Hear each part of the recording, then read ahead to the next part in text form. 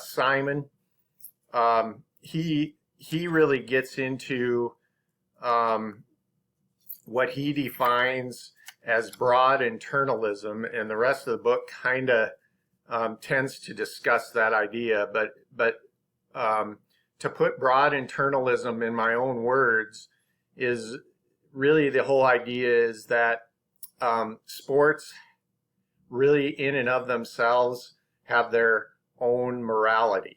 So the nature of sport, which is kind of established in the first two chapters, is that it has its own morality, and that morality is specific to sports.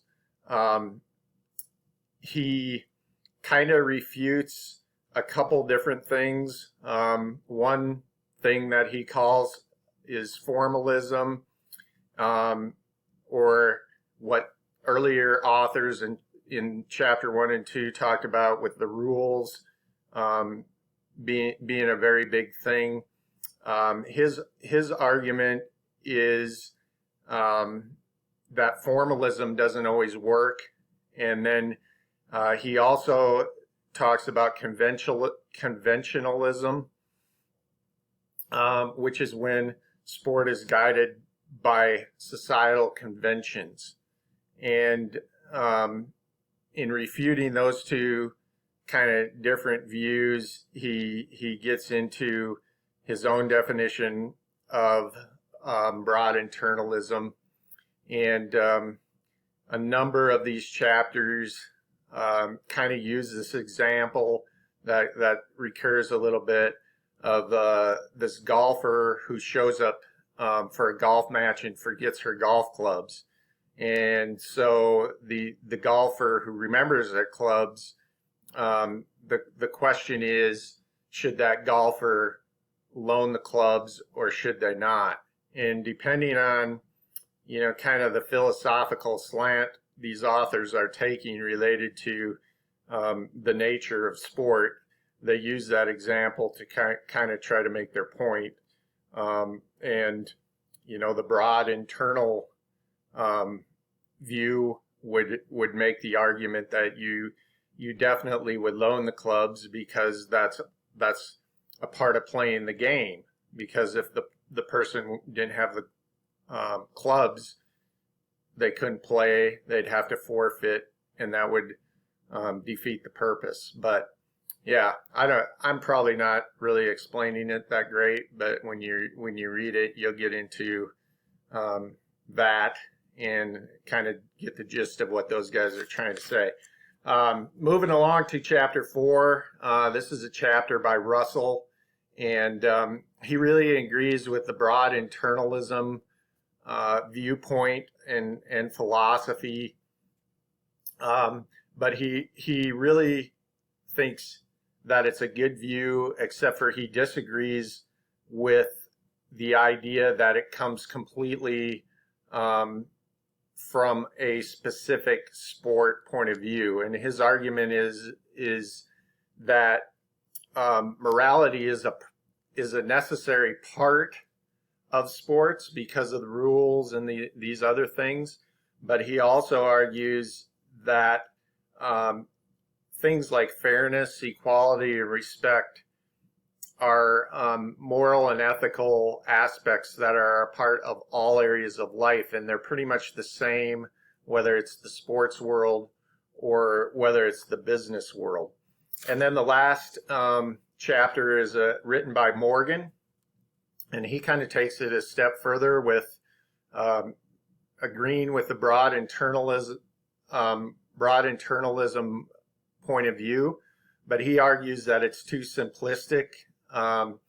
He agrees that there's a lot of moral dilemmas that you can resolve with a broad internalist viewpoint, but there's really big hard ones that he argues that you can't.